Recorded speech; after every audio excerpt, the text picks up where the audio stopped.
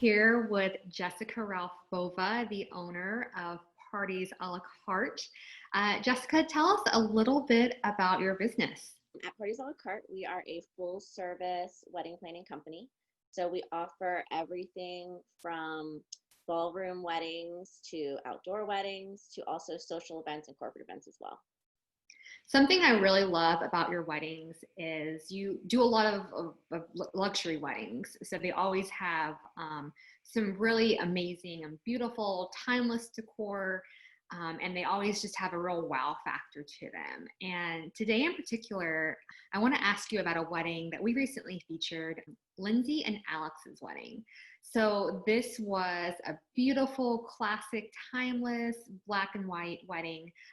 Tell us a little bit about what was the inspiration for this wedding? I think overall, Lindsey and Alex wanted a very classic and traditional wedding. They really loved the elegance of a black and white palette, and that's kind of what they were going for. They wanted to be able to look back at this and know that it was timeless. What are some things that actually made this wedding timeless besides the black and white color palette? I think overall, it was just elegant. There was nothing, loud or in your face. It was just all really beautiful and romantic and tasteful. Whenever we see weddings featured on Pinterest or on blogs, we always get to see the pretty, but sometimes you don't get to learn the meaning behind some of the things that were chosen. So what do you feel like were some really meaningful parts of this wedding that may or may not have been decor related? I think overall, the most important element of the wedding for the couple was the ceremony. That was where they really focused most of their energy. They really wanted their vows and the whole ceremony to really reflect their love for each other and what this day was all about, which was the two of them uniting together and really creating their new life together. Now, this couple is, I guess you could say, kind of a higher profile couple. Do you want to share a little bit about what the groom does and how people may know him in the public? Yeah, he was a big time football player for the Gators, and then he was signed on to play for the NFL in New Orleans at the Saints. And you're used to working with a lot of professional athletes for their weddings and a little bit higher profile clients. Is there anything that makes working or hosting a wedding for a higher profile client any different? So I think sometimes we have to sign an NDA and be a little more discreet with the details. And occasionally they have a little bit of a tougher schedule to work with, because they're not in town or on the road for games or things like that. But other than that, they're so nice and fun to work with. It's been a great experience. So with this wedding, there were two different venues. We had a separate ceremony venue compared to a different reception venue. How did they select the venues they selected? For them, the ceremony was the most important element of the wedding. And so Lindsey had a very distinct vision for that. She really wanted a neutral palette for the ceremony. She really wanted something that was all white and felt like a church. And that's very hard to find here sometimes. But that's where Harborside Chapel came into play. And it was the perfect background for their ceremony. She felt an instant connection with the staff there and the pastor. Both her and Alex did. They have a mentoring program, so their couples work with them to mentor them throughout the process. And so I think all of those things were the most important. And then that led us over to Sand Pearl, being the perfect reception space. For Harborside, the first time I ever set foot into that chapel, I mean, it's picturesque. It really is, between the natural light and just how clean and light and airy that it is. I mean, it is the perfect wedding chapel if one ever existed. It really is. I mean, the chandeliers, the pews, the piano. I mean, even the getting ready spaces are perfect. I mean, most of my brides want to leave wherever they're getting ready to go pretend they got ready there, just because that's where they want their pictures taken. It's just perfect. Lindsey and Alex had a big bridal party, and we were able to kind of get everybody in front of all of these great spaces to take them. So it's perfect. What were some fun elements included in the wedding that really kind of reflected them as a couple? They really wanted a band. They wanted a lively event, and so I think that was really important for them. They had a pizza fella come at the end of the night and make pizza on the spot for everybody as kind of an end of the night, late night snack. And then they had a big focal point of like the bar and stuff. So they really wanted some of those, the dancing, the bar, the foods to all be prime and focused for everybody. I think if you have a live band and you have late night snacks, that's going to be a hit for any reception, right? It pretty much is. No one's going home hungry or bored. So it was great. So moving into the reception, it was just had that wow factor whenever you walk in the room between the candles, the linens. Tell us what went into the design of creating that reception space. So we worked with a local designer, Amanda Allen, who owns MMD Events, and she really captured Lindsey and Alex's vision right from the beginning. And that's where like the black and white dance floor came into play and lots of that fun stuff. What goes into, there's so many options when it comes to picking out what you want your reception to look like. Where do you even start in terms of really kind of honing in on all those final details? I think we really try to take the couple's inspiration pictures and play off of that. And they might give us, 100 pictures. And we really try to look at it with a finer, detailed eye and say, okay, what are we consistently seeing here? And we'll be able to pick out something like a particular chair or a particular flower that they might not even know that they like. But we're seeing it throughout all of their images. And so we'll look at that and really fine tune it and then make them an inspiration board narrowed down to what we feel like their vision is. And that's where we kind of start to take it from there. Was there any particular pieces you saw from their Pinterest or their inspiration boards that you saw over and over that you're like, okay, this is something that we're definitely going to run with or something we're going to include in the reception? I think the black and white dance floor, definitely being candle focused, having a lot of candles, having a very romantic ambiance around everybody. I think that was important for the two of them. And I kept seeing it consistently throughout.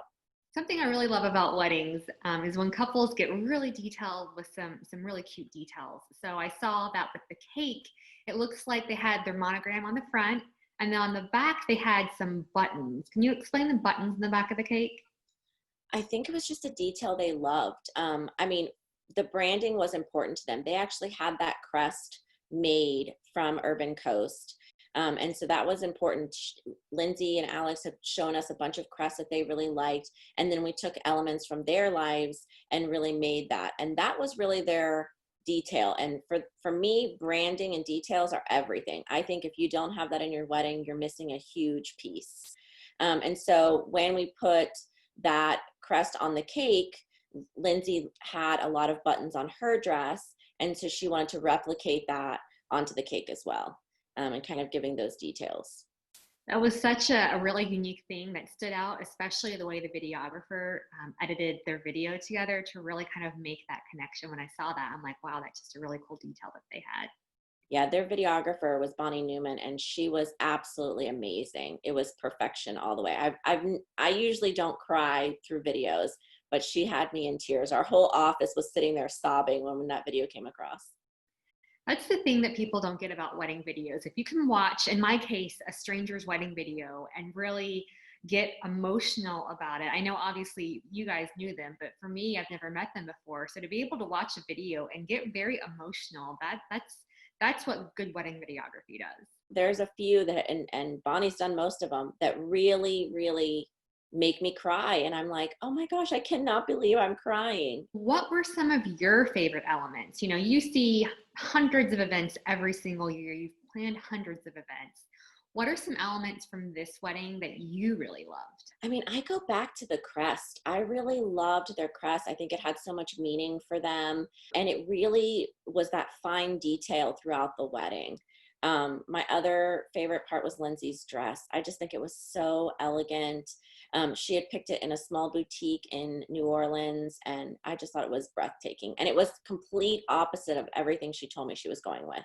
Now, her dress, going back to the whole timeless theme, definitely was timeless. Kind of the minimal jewelry, just the very slicked back, kind of simple updo. That kind of that actually it matched her husband's hair, funny enough. So they had matching hairstyles for their wedding. We joked all day they had dueling buns. That was We a did, fun.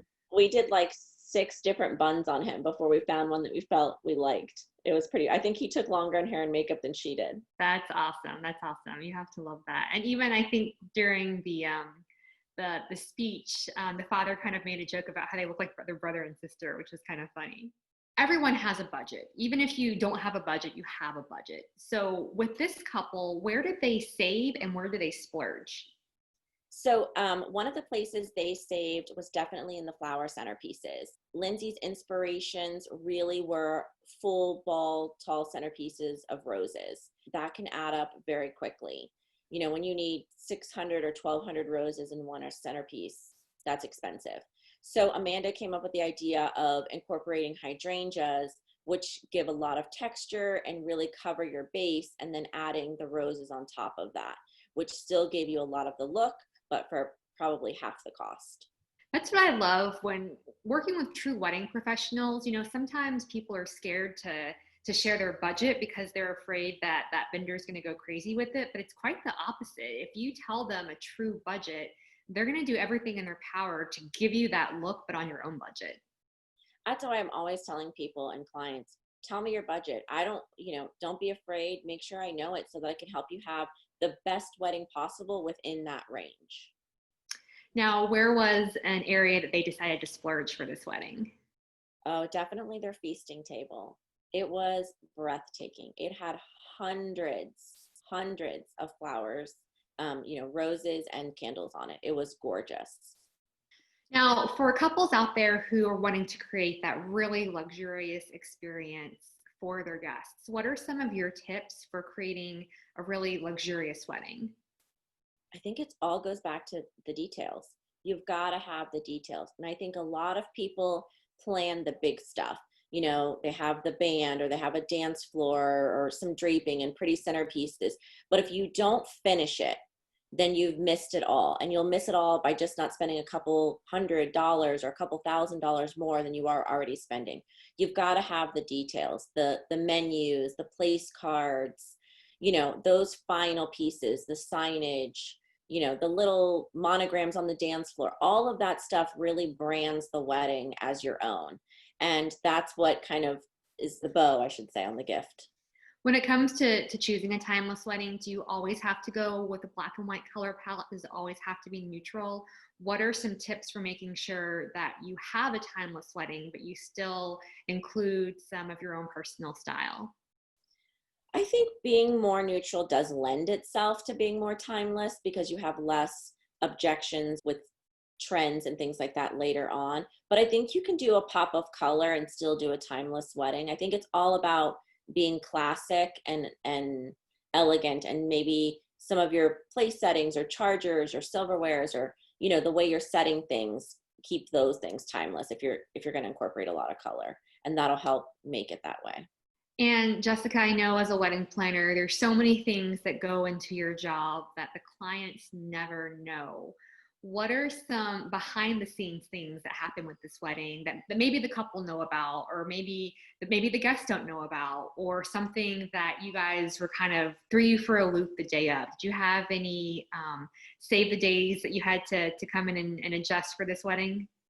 We had a big one. So for this wedding, and we had actually taken a lot of precaution, and it still happened. That Clearwater Bridge got us. Yeah, traffic. We were coming from Harborside Chapel in Safety Harbor, and we were going to the Sand Pearl, and we got there perfect. And on the way back, we got stuck on that bridge. And we even had a police escort. We'd arranged for a police escort, but it just didn't matter. That traffic wasn't going anywhere. So the Sand Pearl was quick. I was on the phone with them, and they were, moving everything back time-wise and able to kind of, just get everything, switched around to make sure when guests arrived, we had appetizers and drinks ready. And so they were hands on deck for us. Any last parting things or something that you want to point out particularly special or really memorable about this wedding for you? I just loved that family. I loved working with them. They were just the sweetest. Her dad was hysterical. Her Um, dad's speech was pretty funny. he actually kept threatening to make me come out and give a speech because, I keep saying, I'm the planner, I'm behind the scenes, like, I don't want to be in the limelight. So he kept saying, stand by, because I'm going to call you to the dance floor when I make my speech. And he kept holding me hostage all day, trying to, joke with me that he was going to do that. So I literally hid when he gave his speech. Uh, they seemed like a really fun and loving couple to work with. That's something, again, that come across in the video. You can see that their love for one another, and that's just so special, and why wedding days are so important, and what makes them so memorable. I don't think people realize how much we work with parents too. And so we actually spent so much time with her parents because they weren't here a lot. So a lot of times we were, on FaceTime with them or Zoom with them, and actually had her parents there. So we got to know the whole family really well, and they're a great family and super special. And when it comes to planning a wedding day, I don't think people realize just how much time and effort on the vendor side goes into one day. Yes, couples can spend hours looking online and going down that Pinterest rabbit hole, but there's a lot of hard work that goes into it. How much time do you think you estimated on planning this wedding as a planner? Probably 140 hours Wow. minimum. I mean, just on the day of, for this particular wedding, we were there for 15 hours, and I had a staff of 4. Wow. And then I'm Yeah, sure too, that doesn't even include you. You're not the one setting up the design. You have a whole design team and florist and rental staff setting up all of that too. How many people the day of this wedding do you feel like, in terms of the design and the decor team and the vendors? How many vendors do you think worked on this wedding in one day? we probably had 14 vendors or so for this wedding. And on the day of, just for the decor, MMD probably had a staff of 10 people. So many moving parts to a wedding. That's why it's so important to hire great planners and great vendors if you want to have a really memorable experience. I agree, especially with a wedding of this level. I can't imagine someone trying to execute this without a planner. What do you think was the guests' favorite moments of the day? Her dad's speech really had everybody laughing. Definitely the pizza at the end. But it was a very sentimental group as well. And I think every wedding guest group is different. So again, I think everyone was really touched by their ceremony as well. Well, thanks so much for joining us and sharing some of the behind the scenes of this wedding. And any last thoughts for our listeners or our readers or anything when they're seeing their wedding and they want to use this as inspiration for their big day? Make it your own. It's great to have inspiration, but make sure at the end that it's a unique wedding that represents your personality and your style, and just make it your own. You don't have to copy somebody else's day. You really want to try to take that and use it as what it is, which is inspiration, but make it your own. I think that's important. Perfect. Great advice. Thanks so much, Jessica. Thank you for having me, Anna. If you found this video helpful, make sure to subscribe to our YouTube channel and hit the like button.